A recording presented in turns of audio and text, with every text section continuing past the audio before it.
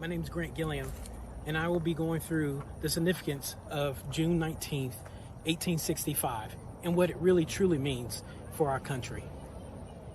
Juneteenth, Freedom Day, the true Emancipation Day, Black Independence Day. This day culminates the technical end of slavery in the United States. Now, I do say technical because the official day that slavery was decreed to end in the United States was when Lincoln signed the Emancipation Proclamation in 1863. So, at the end of the Civil War, in April 9th, 1865, slavery in the United States was supposed to come to a halt, but it didn't. Not for another 2 months. That's how long it took Union soldiers to go to many parts of Texas to make that happen. It was in Galveston, Texas, that the last set of slaves in that region would be liberated. That day was June 19th, 1865. After their disbelief in the news, the former slaves immediately began to celebrate with prayer, feasting, song, and dance. A year later, the first celebration of this event took place in Texas. And over the next few years, the tradition spread to many parts of the nation. So if we're being very honest with ourselves, we have to admit that this anniversary has been suppressed for many of us for a very long time. After Reconstruction and the introduction of Jim Crow laws that plagued the South, along with other systematic racial restrictions that had taken place all throughout our land, the true essence of freedom for many African Americans was tempered for decades to come.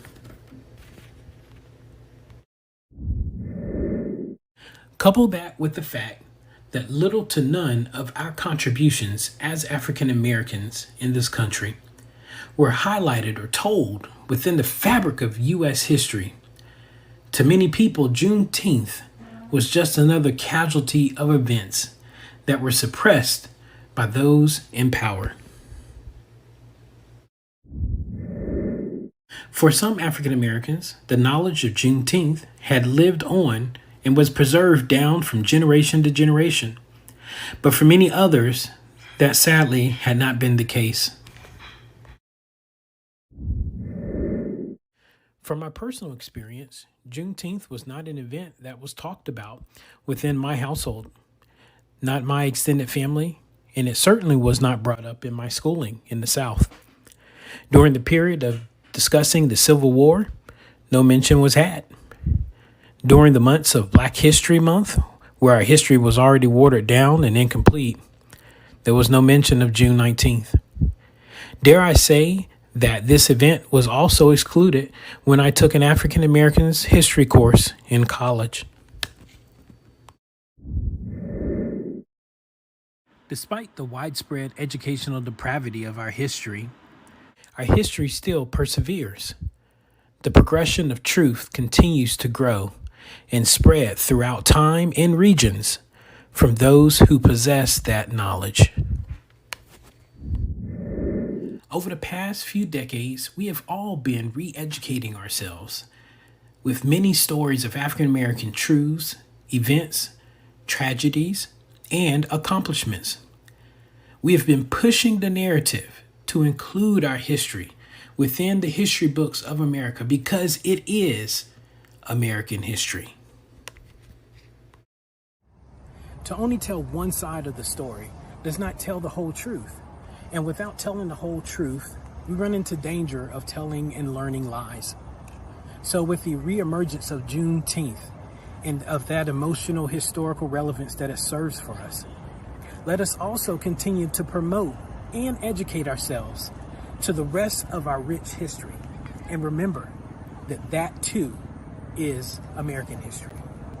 Thank you.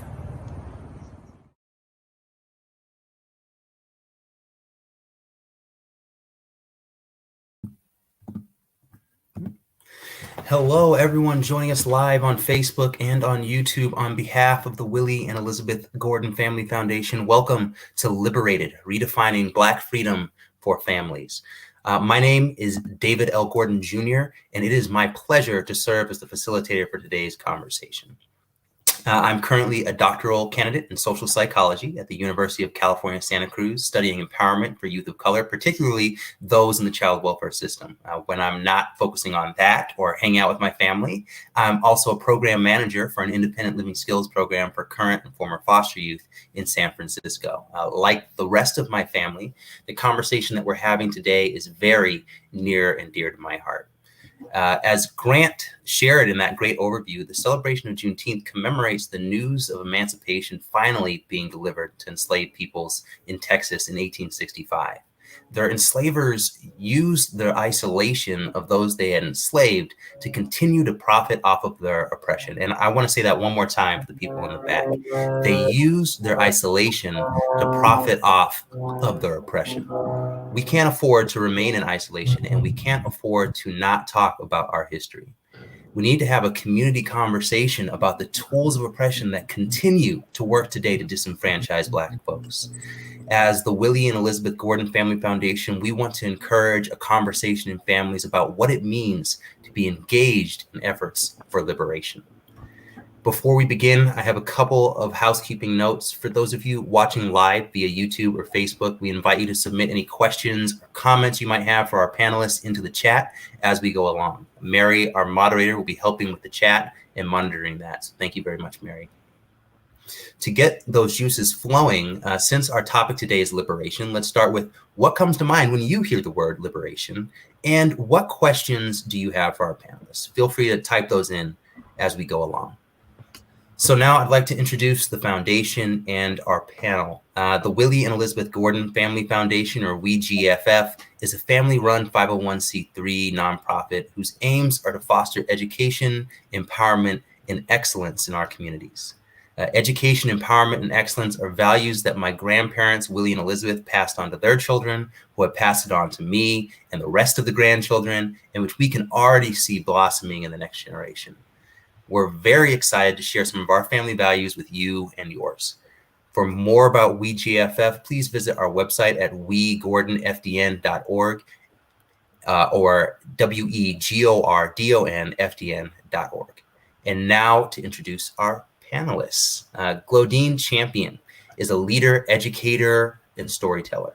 She is an alumna of Mills College, where she received her BA, and the California College of the Arts, where she received her MFA, Bona Voices, and the Hurston Wright Foundation. A former member of the Navy Reserve, she has channeled her natural leadership ability and love for the arts and education into opportunities to invest in other inquisitive minds.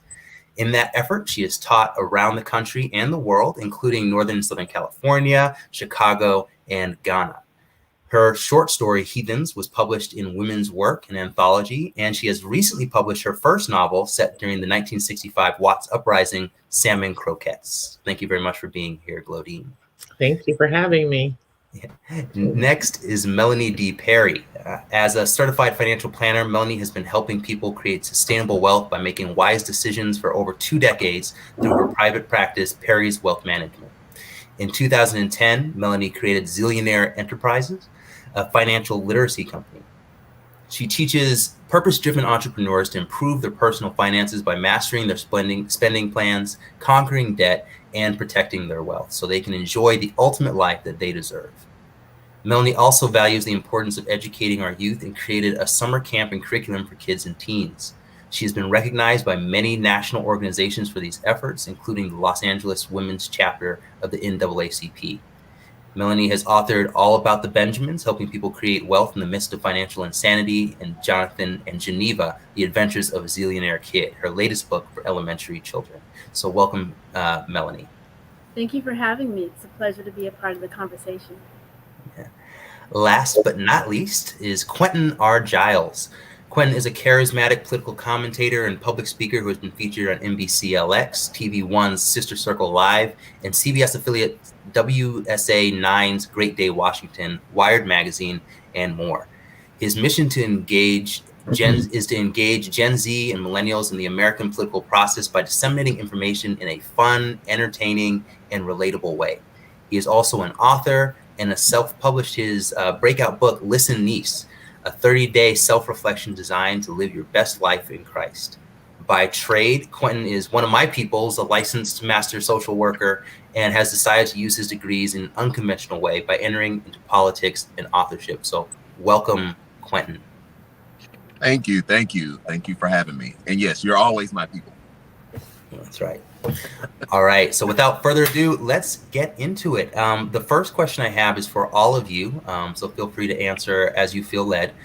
Thinking back on the struggles of African Americans historically and leading all the way into the struggles faced today, we can see a long trajectory of oppression and at the same time, resistance. Given that history, what does liberation mean to you today? Nobody wants to jump in first. I always jump in first. I was going to let somebody else do it. Same. But I will say that in the face of all that we have survived and thrived, liberation to me means kind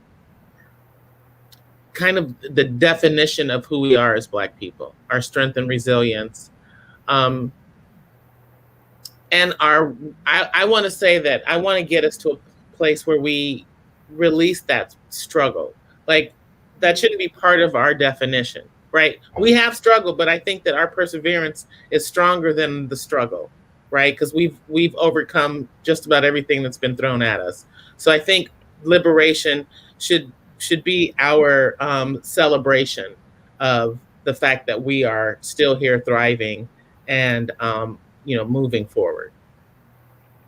Yeah, I can agree with that. I'd have to say, on the front, you might think economic liberation would be the first thing to come out of my mouth, but I'd have to say that understanding our inner strength, understanding the wealth that begins within, is the first stage of that liberation, and being able to recognize that, and understanding that, knowing that we are all born with some level of wealth, some level of skill, knowledge, expertise, and being able to have the confidence, have the tenacity, have the drive, despite the hurdles that we've had to overcome, to persevere, to be able to heal from the mental, emotional, financial, and spiritual challenges that we have faced over the years is a form of liberation that I continue to see that we steadily strive and work towards. Yeah, when I think liberation, I think we get there when we finally just feel comfortable and free to be. Honestly, I'm gonna take an example of what I mean. Yesterday, it's all over the news, right? Derek Chauvin gets sentenced to 22.5 years. I felt nothing. I was numb, and I didn't like that I was numb. Honestly, I did not like that I was numb. And as I processed that, for me, I think that doesn't do enough to solve the overall problem. And so I don't know that I can ever really feel liberated until I can just be in multiple spaces, in education, in employment, specifically in society, against those that are here to protect and serve me. But yeah, when liberation means just being able to be, just to be. And I'm so thankful that you all opened up this panel with the segment on Juneteenth. I'm from Texas. I'm in Texas right now. So Juneteenth has always been a thing down here. We were always going to the barbecue. And so it's great that the nation, it's a sugar high type of great. Like, yeah, it's great that the nation is finally acknowledging that. But that does not change the state of play. And so, yeah, we'll take the sugar high. Thanks for acknowledging it. But now we want laws on the books as well, so that I can just, myself and everybody else can just be. Right. Amen. Right. And I think one thing I kind of heard from everybody is that the harm has been multifaceted and intentional. And so the healing also has to be multifaceted and intentional, right? It's a process and that people have to be engaged in. And the other thing that I heard is it doesn't define who we are, right?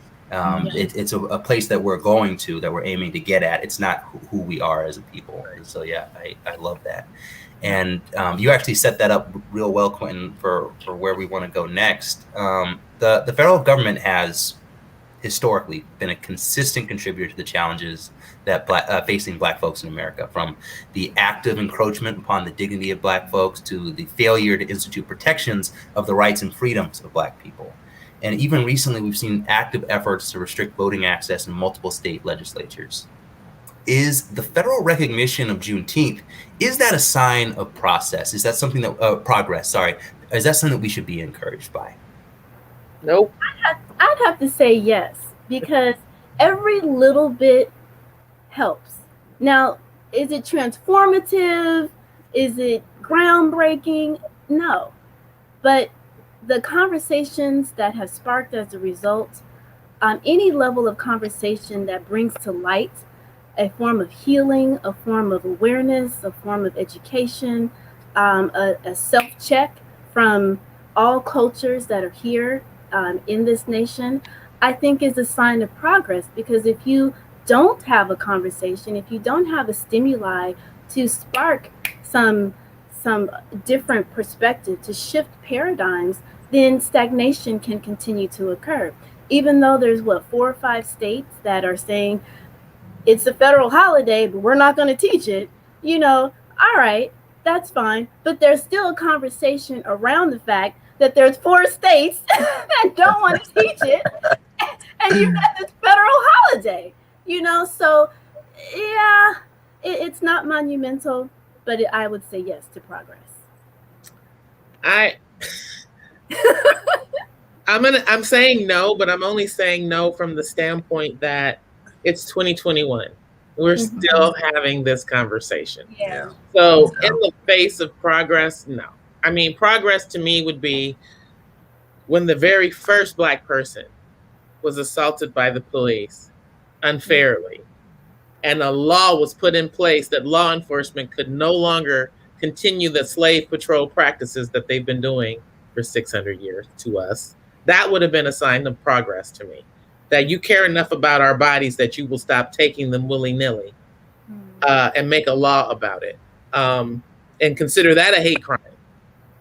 Celebrating Juneteenth is great, but look what we're celebrating. We're celebrating the fact that for 2 years, people didn't even know they were no longer enslaved. Like, yeah, that's great. Thanks for making it a federal holiday, but you did that right on the heels of making a law for Asian hate crimes. Like, let's move this conversation a lot further faster. Yeah, and I think I guess I did set it up. I'm sorry, I didn't realize I was doing that. But I think 2 things can be true at once. It was definitely a sugar high for me, right? Because like I said, I'm from Texas, so like I've been celebrating Juneteenth since I was a kid. I didn't know other Black folks, other places didn't know. That's what blew me away as I got older, and now we're here and we're having a larger conversation. So yeah, great. I agree that anything to push the conversation forward. And at the same time, I agree, it's 2021. I'm kind of tired of having the conversation. Yeah. I'm tired of having it, but I'm going to keep having it because it's necessary. But honestly, I's tired, boss. I am. So, sure, I guess, sure. There's progress. And it's almost kind of what I'm hearing. I know there's the famous quote about from Malcolm X, and I cannot remember the measurements for the life of me, but he talks about a knife being, I want to say, 8 inches in someone's back and then pulling it out 2 and then calling that progress, right? This isn't even really pulling it out. It's just actually acknowledging that, hey, yeah, at some point there might have been a knife in your back, right? Yeah. And so So how do we continue? Like, okay, so thank you for recognizing that something happened and for acknowledging some of our experiences and something that we feel is culturally important, but now it needs to go further. Like you've gotta continue to push forward. Right. And if I can add, like, I look at it because I love politics, so I'm in it. Look at how fast that passed. That was lightning. Like they drafted that thing up and it was signed like that.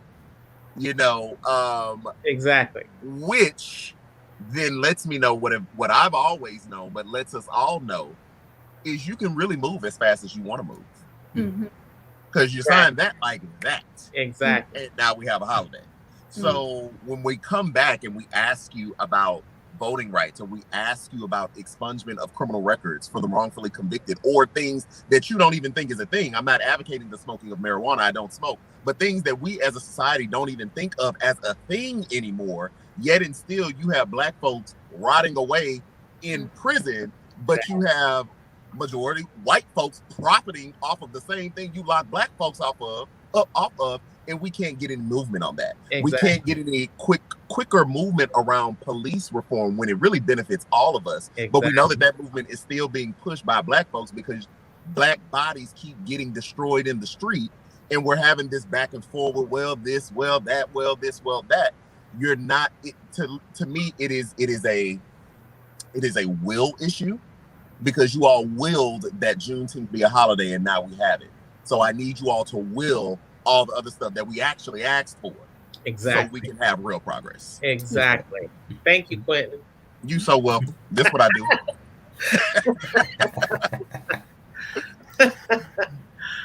All right. Well, thank you all very much for your response to that. This next question, this one's specifically for you, Glodean.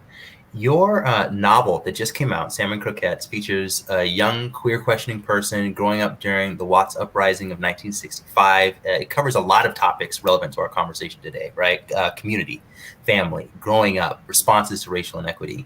How would you connect the topics of your novel to the pursuit of liberation for families today? Yeah, that's a great question. And I will say that in intentional, in the writing of the story, it was important for me to remind us how we were once a connected community. When I was in grad school, this was the thesis for my grad school, and I remember one of the women in the on the committee told me my characters were too nice to each other. And I thought I said it out loud. What were they supposed to be? We've always been nice to each other. It's just what you see in the media makes it seem as if we don't have a close-knit community. But I lived in Watts in the 1980s, and we lived with a woman who was older, and she talked a lot about how close-knit the community was and how people came together during the Watts Uprising. So it was really important for me to make sure that my story didn't have any of the typical stereotypical nuances that most of our stories have, right? She's growing up in a 2-parent household, Liberation, right?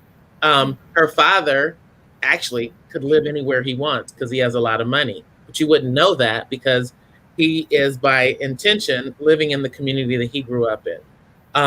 Again, close-knit community, because that's how we used to be. Remember, I mean, I don't know, you guys are as old as I am, but I remember when the people on your street could chastise you just as much as your parents, and you didn't call adults liars, and you were respectful. So I wanted to reintroduce how we were raised. And even in the face of my character questioning her sexuality, she's not faced with blatant homophobia, mostly because she's 12, right? And people are assuming that she's just going to outgrow it. But I wanted her to be struggling with her sexuality in a safe space, meaning that she's not been traumatized, because then that takes away the believability that she could actually have come out of the womb that way, right? Because there's that question around homosexuality being a choice. So all the topics in my book are intended to free us in some way, either intellectually, financially, I'm saying that, but it's true because we just see ourselves living in poverty in books. Not all the time, but I just feel like I'm so tired of that struggle story, because our story is so much bigger than that. And then even the education, I'm having the Watts Uprisings unfold from a 12-year-old's perspective. So everything that's in the book that happens around the Watts riots are what actually happened, but you're seeing it through the eyes of a 12-year-old, which I'm hoping will make people less likely to think that Black people just, the reason it was important to use Watts was because the Watts riots were the most misrepresented uprising in our history. The media made it seem as if Black people just went crazy because it was the hottest day of summer and this Black guy got pulled over and now we want to burn up our community, when in reality it was restrictive covenants that were on the down low, so people didn't even know.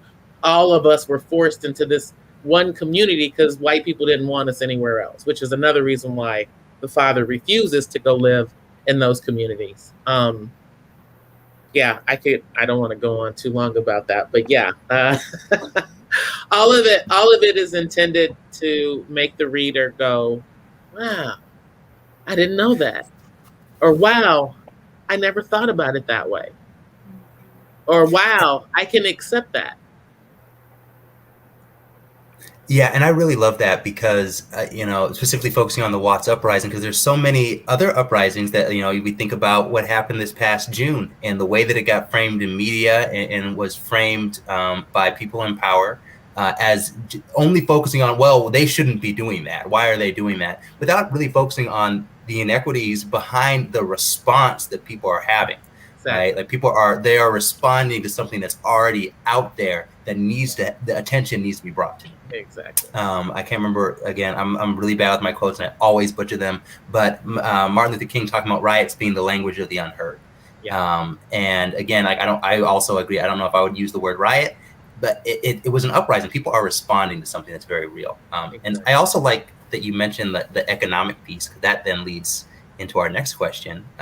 This one is for Melanie. This year marks 100 years since the Greenwood district, one of the many Black Wall Streets, was razed to the ground in the Tulsa race massacres. And history is filled, right, with these stories of Black wealth being considered a threat to be violently suppressed or subject to racist policy limitations through segregation, redlining, underbanking, and other inequitable policies and practices.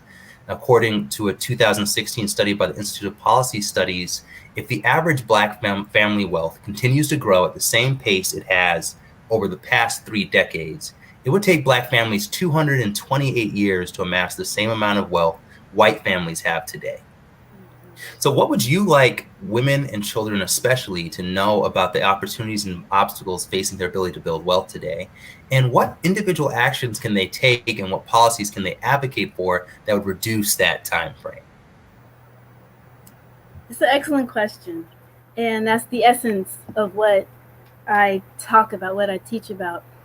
And I think the first key point is to recognize that wealth starts from within. Our DNA is designed to be, our DNA is structured around wealth. We all have a purpose. We all have added value to bring. We all have a unique skill set. We all have something to contribute. And when we are very clear about the wealth that begins, then we can, I believe we are all spiritual beings having a human experience. And as grounded spiritual individuals begin to understand that wealth from within, in the human context, in the human world, we're able to translate that in a monetary sense, monetize our inner wealth in a way where it is equal to our Creator. It is equal to the abundance that is present in this world and this planet and this universe. And considering that we are endlessly creative beings, and that our talents, our wealth, our skills is endless, then we are able to, and when we get the understanding and the skill set of how to effectively monetize that, whether that's through a career path or that's through entrepreneurship and business development, then we have to then get past the point of the idea of, well, I just, don't want to be wealthy. I just want to have an extra $1,000 a month to pay off this debt. Or, I just want to be comfortable. And comfortable doesn't mean a 7-figure, income. Comfortable is just, being able to pay the bills or, something like that. But when we get to a point, and we are definitely growing, the conversation that we are having now, the conversations that I'm in right now, many women, many people of color are beginning to understand, no, I want my annual income to be my monthly income. I am in pursuit of 7 figures. I want to leave a legacy. I want to create a situation, to have a trust so that I have generational wealth. So these are the beginning conversations that I'm beginning to hear on a much more common basis, rather than, the whole energy and mindset around scarcity, which has been a common theme, in our community. But that conversation about the strong, clear, concerted pursuit of wealth, monetary wealth, is becoming more common than not. And so understanding that we now have to shift from, okay, yeah, I want to make, money to be comfortable, but you want to make money in an abundant sense. You want to have multiple streams of income. You want to have you want to get to a multi-millionaire status, billionaire status, so that you can affect sustainable change. So that in this human construct, you can use that money as a tool and be able to shift some of the challenges that we face, whatever the cause is, whether it's transitional age youth, having them emancipating out of the system, and you want to smooth out that process, whether it's whether it's lupus, you want to create, healing around that, whatever, the situation is. And in the context of politics, I'm going to leave that conversation to the expert here, because, this might be a skewed perspective, but how we are structured right now, business people run politics. You buy the politician and you get your initiatives ran. Now, when spiritually grounded individuals buy the politician to get their cause, their ways in which to heal the community, their ability to reform the police system, and we are able to create a stronger influence and have a stronger voice, the way we're currently structured right now, it's in the hands of business people. So my perspective is, let's monetize that inner wealth. Let's buy that politician. Let's get our voice heard. And let's initiate change. So really this idea of like, okay, what tools are at our disposal that we can then move into transformative change? And there's something else that you said that really stood out to me, the idea around mindset. I know Eve Tuck talks about moving from a damage-based perspective to a desire-based perspective, right? And a lot of times if we're thinking about that, hey, like I'm just going to try and make the bills. Sometimes that is where we have to start from, right? That's where just realistically, but we're not necessarily trying to make ourselves whole on someone else's standard, right?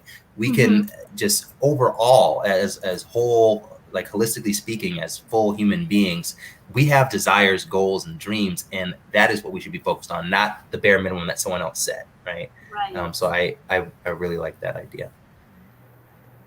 So this next one's for you, Quentin. So the idea, I know Melanie shouted you out with the politics. We're gonna talk a little bit about politics. There have been countless sound bites coming from conservative leaders and groups lately about critical race theory. Specifically, conservatives seem adamant that critical race theory is detrimental to social relations, that it will lead to more racial tension, and has no place in our schools. Can you tell us a little bit about how you see the role of critical race theory in conversations around liberation for families, and how you might respond to some of the critiques that have been put forward of late?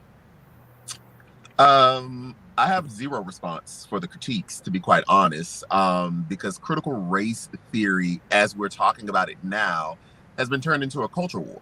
The critical race theory was developed and is taught in legal circles, specifically law schools. So unless said critic is in law school seeking a legal degree, I kind of don't have a lot of space. I'm tired, like I said earlier. I kind of don't have a lot of space to debate something with them that's actually not even being taught in schools. And what essentially critical race theory is really looking at the perspective of how our society is influenced and impacted by the dominant race, that being the white race right now. So again, this was taught in law schools. Now, if we're talking about I guess some actual civil rights lessons that are in schools, or even the glossed over Black history that we do, or the culturally competent conversations that we're trying to introduce to our kids, I'm all on the side of that. Black, white, red, blue, because cross-culturally, I think that we all should understand each other. That's not just I want white people to understand me as a Black person. You know, there may be some things that I don't understand about my Native brothers and sisters, and I need to understand those things to be able to engage with them in that way.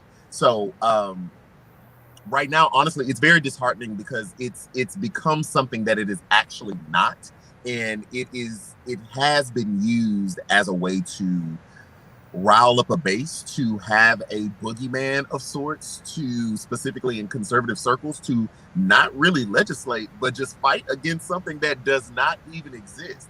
So I don't have time. I don't have space. I have space to have real conversations about real stuff that's happening on the ground. But I think also, this will be my last thing, as far as liberation for families, I think once we get to a space, and I would agree with, I'm sorry, I missed your name again, my financial guru. Melanie. Melanie, thank you so much. I would agree with the statement about buying politicians. Oh, it feels so greasy coming out. But I agree with that statement because that's a real thing, whether you're on the right, the left, or independent. That's just a real thing, buy and buy. Some people may not call it buying, right? Some people may call it, I'm supporting a candidate, but I have enough money to fund this person, but I want some stuff in return, right? It's just business. So I am on the side of that, of people becoming, Black folks getting to a space of being financially free to be able to invest. I'll use that word. Invest in a politician that is going to advocate for them once they get on the other side. See how I clean it up? So that's I'm on that side, but I do think that's a part in getting us to that space of liberation. And I can clean it up too. I appreciate the idea of investing. That's my political speech. That's politics. I'm like, now let me get some new words for this one. Let me get some words. But sometimes you got to make it plain and make it clear. I understand, sis. I understand. Mm-hmm. Mm-hmm. Yeah, and really, like, being able to invest in people who are talking about this in a way that's relevant, right? And understanding, actually trying to pay attention to the issues that are facing people of color, as opposed to then just trying to weaponize something in a way that misrepresents it, right? Correct. Absolutely. Yeah. Which we've seen time and time again, specifically from the conservative space, which is very disheartening because if you look at the last 10 years, I can't really say outside of like tax cuts, there's been really any real advocation or real policy put on the books right now. Black folks being business owners, I don't want to jump too deep into the financial space, but I do run my own business, and what I have learned in that is that our system is catered to business owners, which is crazy. So maybe in the space of liberation around Black folks, we need to get us an LLC. Now, that don't mean just do fraudulent stuff with your LLC, but get you an LLC. Think about what just happened, and sorry, this will be the last thing. Think about what just happened with coronavirus. It's actually kind of crazy, right? The government gave out essentially grants. We know them as PPP loans. You can get these things forgiven, which means they are grants. If anybody got PPP loans that is less than $50,000, the government said you don't even have to send us the paperwork. You just self-certify, meaning we're going to take your word that you spent the money on what you spent the money on. That is millions and billions of dollars that the government is saying, I don't even feel like accounting for. Mm-hmm. Right? That's crazy. And the only people that got it was a business that qualified for it. Mostly all businesses did.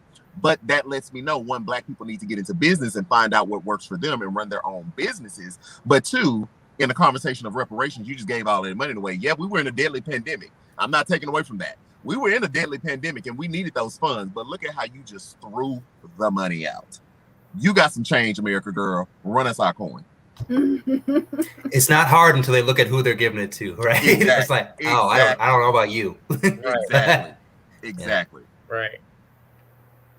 Okay, well, thank you all. That's the end of most of our structured questions. We wanted to make sure that we save some time for Q&A from our live stream. So if you are here in attendance, you have some questions that were spurred on by things that our panelists shared, please feel free to enter them into the chat. I do see one in here that sounds like a great question to start with. And that is, in thinking about the wealth gap, the racial wealth gap, will we ever bridge that, in your opinion? And should we expect to? Well, I guess I'll take that one on. You know, there's approximately $1.2, $1.3 trillion with a T, trillion, in the Black community. Now, I forget the number when it comes to our white counterparts, but it's a heck of a lot more. But the point is, in which I say that is, you know, given where, you know, we are and what accomplishments or progress, you know, we've made in this nation and in this world as African Americans, people of color, Black people, we are definitely coming to a point where we are understanding our inner wealth and being able to translate that, monetize that in powerful, meaningful ways. You know, when you are in a race and you're 10 feet back and someone's 20 feet ahead, you know, unless you're the young lady that just won, what's her name? That just won the Sha'Carri Robinson. Yeah. You might not be able to catch up, but will you begin to, you know, kind of get in the field, you know, get on the field? I would say yes, because it's a mindset shift that we are as a world are undergoing. I definitely have felt over the past 20 plus years that we are in a, you know, spiritual revolution, an economic revolution, and the world is healing. The world is recognizing that we are all human. No one is better or worse than the other, no culture, no, you know, and I'm seeing that worldwide. I'm seeing just the connection, the fact that we've got, you know, the internet and the ability to connect with people in the palm of our hands like that. We're having this discussion wherever we are in this world like that. The technologies that are present to us, you know, can be to our demise or it can be to our growth and progress. And as we continue to use IA or AI, sometimes I mix those up, as we continue to not be intimidated by robots and use them in a way to enhance and progress and move forward and recognize what is the human value, right? Because there's some things, well, maybe we don't need to do because a robot can do it. So as we begin to evolve in society and in humanity in this world, we can begin to better make things better for ourselves in our community and not feel as if certain things are threats, but recognize, okay, there's changes happening, there's shifts occurring. How am I going to move along with this wave versus resist it? And so when it comes to our ability to accumulate and acquire wealth, it's economic empowerment. We've got our rights, you know, we've got our liberties, although, you know, there's questions about some of that, but on the books, you know, we've got it. It's about economic revolution. It's about economic change. And it's not about the money so much as it's about the wealth and being able to translate our inner wealth in a way that is in alignment with our integrity to create healing, to create a different perspective. Because we're not in this the idea of economics is based upon a scarcity model. So what I'd ultimately like to see is an abundant model, And that's happening. That's happening. I just want to piggyback on that, because I think that part of our getting to that place of abundant mindset is to understand that poverty is a state of being and shouldn't be a state of mind. But in order to move through that, I feel like our kids and the parents who don't know our history, and I'm going to keep saying this until it becomes a natural part of our conversation, is that until we know who we are and what we come from, we won't have that abundance.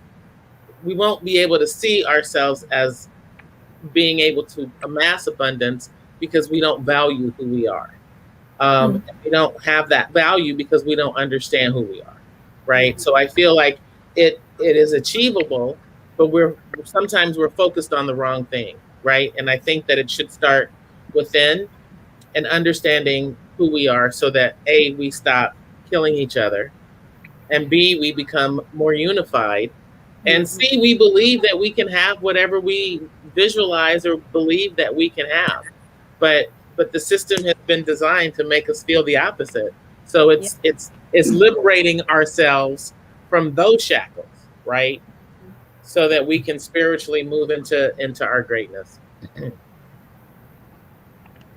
All right, thank you. And before we move on to the next question, I just want to make sure that I say the young woman's correct name is Sha'Carri Richardson. Sha'Carri Richardson. I was going to say she's accomplished too much for me to be misnaming her here.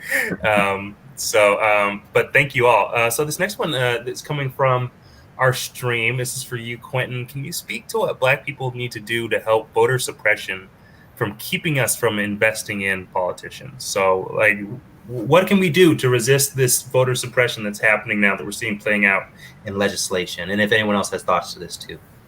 Yeah. So I'm gonna take it in two different pieces. To stop voter suppression, we have to get active and get engaged. And I always encourage everybody to consider running for office. I'm not running. Don't ask me. Everybody always asks me. I have no parts of it. I don't want to do that. I want to talk and educate the folks. But we have to get involved in the process so that we're not blindsided when these types of voter suppression laws or any other law that is adverse to Black folks or just people at large come about. So getting involved, finding out, when your state senate or your state legislature will be drawing maps. And when I say that, that is really like drawing congressional districts, because what we saw, especially during the Obama era ages, was a lot of gerrymandering. Basically what gerrymandering is like drawing a congressional district that just doesn't make sense, right? Lumping a bunch of, maybe sad to say, but maybe a poorer Black neighborhood and drawing a line all the way up across town to the white affluent neighborhood that has way more residents over there. So that's now a district. So those white residents' voices overpower the Black residents' voices, even though they don't even live by each other. So we saw a lot of that, and we're still dealing with a lot of that.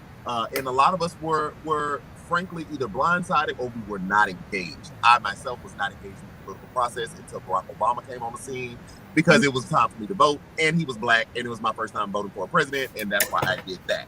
Since then, I have educated myself, more, and it's much more than that now, but it's about being involved, being engaged, being informed. It's about those things. Now, as far as investing in politicians, I think you got to find the one that speaks to you. And let me say this, there is no political savior, not a one, because they're all human, period. So they're going to have faults. They're going to have things in their either their background or their stance that you don't fully agree with. And so it's incumbent upon you to really do the research and find out who you're voting for and why you're voting for them, right? Is there a specific issue that particular person is very passionate about and you want to see that enacted? So you vote for them, however you don't like anything else that they do. That's okay. I'm not an all or nothing type of person when it comes to my politicians, because I have so many different thoughts and ideas that I don't think anybody's going to agree with me on everything that I believe and that I think, right? But that goes back to becoming engaged in your research, visiting websites like Ballotopia. It's a website that basically shows you the area you're in. It'll show you like the local, the state, national level, people running, their stance, how much money they've raised, what do they believe, their campaign website. I mean, all the things. It's just incumbent upon you to do the research. And I think that's probably one of the hardest lifts. It really, really is, because there are so many positions out there. And that's probably why I keep coming back to my page, because I just tell you who you are anyway. But I don't know that that's always fair, because I'm going to give you my opinion as well. I'm going to do my own research. I'm telling you what I think. I think that you need to find out what you think and go invest and support the candidate that you believe best represents you. Because I'm going to vote for the one that best represents me. Okay. Thank you very much. I really appreciate that. The gerrymandering, I know that's been a conversation lately. I've heard a lot of talk about Dan Crenshaw's district and how it wraps all the way around. I'm here. I'm in it. It's crazy. It's ridiculous. Yeah. So you mentioned, running for politics and things like that. And I think a lot of times people might feel like, okay, there might be some distance between me and actually running myself. And so if we think of like the average person, another question from our chat. How can the average person, if you were to picture whatever you consider the average person, assist to bring progress to ourselves, our community, and our nation? Okay, how can the average person assist to bring progress to ourselves, our community, and our nation? Right, and this is for the whole panel. Oh, good. Okay, I got some support. Well, I'll say in short, really, I think everything that has been said, specific things about like getting engaged and becoming financially free, I think that those are really good ones, honestly. And I think that helps specifically when you're talking about an individual person in a community. So I just left a dinner with my church group, right? We had a conference earlier today and we're talking. And one of the things that I told them that they will have to do their own research on is just this particular organization that I've invested in, right? That is buying back the block. This one guy, gentrification is happening here. But what we've done as a collective, those that have invested, is bought up an entire block of land that has homes on it. And we've agreed that those residents won't be kicked out, nor will be raised. And they will get to live out the rest of their days there, but we own the property. And so once they either pass, go into a nursing home, or go into a family's home, we then will go in and renovate that house, flip that house, right? And now it sells or rents for a higher price. And so that is our way of, one, not only being invested in like the financial real estate game, right? Getting a return on our investment, but also trying to protect our people as best we can. We can't do the whole world. We can't do the whole neighborhood. We can do the block though. So if our group is doing the block, somebody else's group needs to do the next block, and so on, and protect that space. So I think little things like that we can do to protect ourselves and our community, and just be educated and engaged. That's really it, especially in the political process. Well, I'd have to say that it goes to the first thing that came to my mind in answering this question was the average person, recognizing that the average person is extraordinary. So when a person individually doesn't think of themselves, oh, my little bit doesn't count or doesn't matter, it actually does. Because if you do one thing, someone else sees you do something else.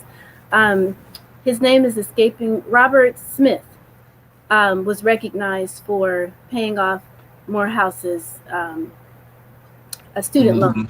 And so that was publicized. Then I started seeing others doing the same thing. Now, everyone is not a billionaire like Robert Smith, but the point I'm making is when you see someone else doing something that provides added value, then it spreads, right? Because what we have sometimes a tendency to be bombarded with is the negativity and not necessarily the positivity. So when you see someone, when you step up, that's what I'm trying to say. When you step up and you do something that is, quote, small in your mind, it's actually an extraordinary act because you're showing up. And someone else will see you and mimic that, mirror that, and then that can begin to spread. And I think that's the beginning of recognizing how one small act of a, quote, average person is actually a very extraordinary act when you stand up and show up. Yeah. I was going to say I would flip that word from average to something extraordinary, right? I have been actively living, teaching, walking in the space of love for the last year with intention, like in a different way than normally. And even in small ways, I've noticed that when people see and when people feel like they've been seen and heard, and that's really our basic human right, our human need, right, is our desire to be heard. I'm finding that even in the space of letting someone who you don't agree with speak their piece, they feel that love. It may not change them in that moment, but it does have some kind of lasting change. And I think that in order for us to really bring progress to each other, is that we need to recognize each other, right? My struggle, we like to feel like because we're Black, our struggle is bigger than somebody else's. I think that if we maybe level the playing field and accept everyone's collective struggle, because we're all impacted by it, right? If we get upset about something and we burn our community, if we're not if it's not an only Black community, we're affecting other people who aren't Black, right? So we're all in this together. So I think that first we need to stop thinking that we're just average human beings. We're amazing, extraordinary human beings. And when we focus by leading with love, we can transform each other's lives. And that's free. That's free. You don't need any money or anything to lead with love. And again, that just means letting somebody speak their piece. You don't have to agree with it. You don't have to change their mind. Goes a long way. I've seen it in an amazing different ways across different cultures and age groups. Yeah, there's something definitely to be said for solidarity and just how important that is to making progress. I think Francisco Valdez out of the Lat Crit literature, which is a subsection of the critical race theory that we were just talking about, that kind of talks about we need to acknowledge that those complicated similarities and the fact that a lot of what we're facing, it has roots in white supremacy, and that goes across the experiences of people of color of multiple origins, right? That we're dealing with white supremacy in some shape, way or form. Thank you all very much. That we're getting towards the end of our time, so we're going to end our Q&A period. There is one question that we wanted to present to you, in terms of resources and what kind of things that families can lean on. So, what resources would you recommend for families and educators to provide to youth, in working with young people this summer? Sorry, did that question come across clear? No. Sorry, my notes. That was me saying, don't be the first one to respond. But I will say that, again, I'm going back to education. I'm actually starting a workshop for youth to teach our history this summer. I'm going to try it out on my newly found nieces first to see how it's going to impact them. But I'm going to always say this: education doesn't have to happen in the classroom. If you're not aware of something, Google it. If you want to know about your history, Google it. It's out there. But we have to actively engage in trying to get to it. And then from a financial perspective, there are numerous now virtual, educational programs that exist.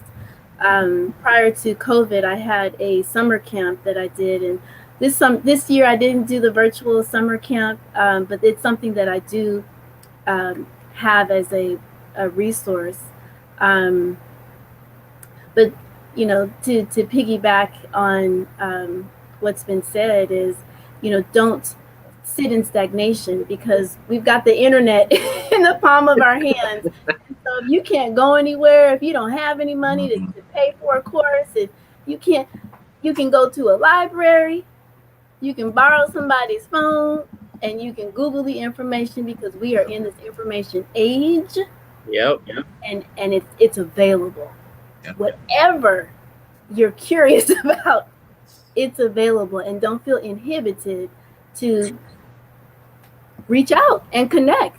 I mean, these social media apps and all this stuff, we're networking across the world, across the nation in unprecedented ways. Stay connected. Exactly. Yeah, I would agree. I will say for the political part, or just like trying to figure out who these political people are, I keep going back to Ballotopia.com, because it's an amazing resource. And I would agree that like the internet is vast. I am getting a PhD from YouTube University right now on all things business, right? Like, because you're finding in this digital age more and more people willing to share their experience. And I'm a person, I don't have to learn by failing at something. I can learn through somebody else's experience and kind of like chart my own thing, right? So for me at least, like, yeah, there is information there, and then there's also a lot of misinformation out there as well. So there is discernment that needs to be in place as you navigate these internet streets. So yeah, I'll leave it with that. Okay, thank you all. Really appreciate it. Your responses were just very valuable. I took a lot away from them. So yeah, thank you so much for sharing. As we close out, I'd like to just end with a couple of thank yous. First, thank you to all of you who came and listened to this conversation, took part in the conversation via the chat, via YouTube, and via Facebook. A huge thank you to our moderator, my sister Mary Gordon, who has put a tremendous amount of time and labor into making today's event a reality. So thank you very much, Mary. Also, thank you so much to Crystal Ahmedyar for all of her technical expertise and her assistance in navigating this platform and just creating a quality virtual experience. And next, thank you to Grant Gilliam, who put together the video that we opened up on with that fantastic overview of Juneteenth, as well as his wife, my cousin Vanessa Gilliam. Coincidentally, their anniversary is actually on June 19th. So a happy anniversary to both of you. Thank you to all of the parents, siblings, spouses, aunts, uncles, and cousins who never hesitate to share their time and their wisdom with all of us and with each other. And in particular, I'd like to shout out the board members of the Willie and Elizabeth Gordon Family Foundation, my aunts Ernestine, Tawana, and Theon. And most of all, thank you again to our wonderful panelists. Can you tell us, where can we find you if we wanted to just get more information, the stuff that you have out there? Where can we find you? You can find me on GlodeanChampion.com or Facebook, LinkedIn, Instagram. Ditto here. I'm on Instagram, Facebook at Zeallionaire, and that's Zeal. Yeah, and you can, Instagram is probably the best way as well, at Quentin R. Giles on IG. Great. Well, thank you very much. Also, please join the Willie and Elizabeth Gordon Family Foundation mailing list at the link that's going to get dropped right there. It's been a pleasure. Thank you all for coming, and please have a wonderful day. Thank you. Thank you.